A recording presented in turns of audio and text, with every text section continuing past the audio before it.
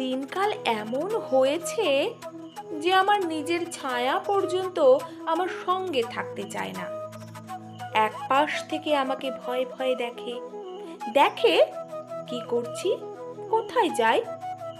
এক এক সময় মনে হয় এক্ষুনি বেঁকে বসবে, আমার সঙ্গে থাকবে না, আমার সঙ্গে কোথাও যাবে না।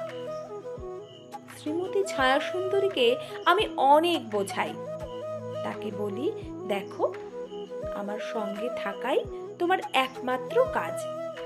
তুমি ইচ্ছে করলেই যেখানে ইচ্ছে যেতে পারো না, যা ইচ্ছে করতে পারো না।